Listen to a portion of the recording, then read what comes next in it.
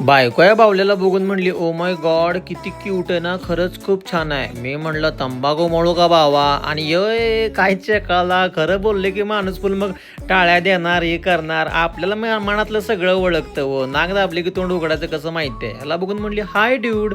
मी म्हणलं आबरू काढते ते पटकन पोच दे, नाहीतर म्हणलं फुल मापालणार. त्यानं आपले पटकन पोच दिली. तर भावानं आम्ही आलतो रामोजी फिल्म सिटी बघायला, आणि इथून आम्ही बघितलं सगळ्यात बेंटेक्स डान्स.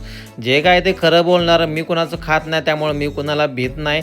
मला नाही बाबा डान्स आवडला ही. आणि ही काय गर्दी म्हणजे तुम्हाला वाटलं का काय मातीची गर्दी आहे की एवढी सारी लोक कोणाच्या मातीला चालल्यात का?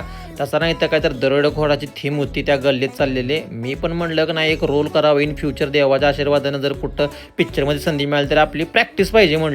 आणि ही काय पंढरपूरच्या पांडुरंगाची गर्दी नाही, ही रांग आहे ह्या बसमध्ये बसायसाठी. आणि ही बस कुठं चालल्या, तर ही बस चालल्या मित्रांनो इंद्राच्या दरबारात. हो, इंद्राच्या दरबारात.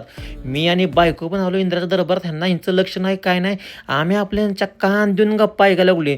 ही देव म्हणायला लागले ती नाही का शेतमालाला काय भाव नाही, शेतकऱ्याला आत्महत्या करायला लागल्यात. सातारा, सांगली, कोल्हापूर आणि पुण्यासारख्या ठिकाणी बलात्कार व्हायला लागलेत, रेप वाढायला लागलेत. देवांना म्हणलं तुम्ही स्वतःच म्हणताय म्हणून बरं आहे, आता प्रकट व्हा, रूप घ्या आणि ही सगळी पापी लोक मारून टाका. असं म्हणत सरळ मी देवाच्या दरबारातनं बाहेर आलो. आणि भावांनो अभिमानानं सांगतो, चक्क हैदराबाद सारख्या ठिकाणी मला माझे फॅन भेटले, आणि ते पण अमरावतीचे.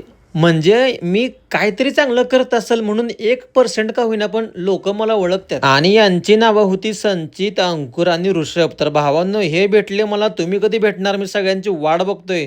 भेटू लवकरच. जय महाराष्ट्र.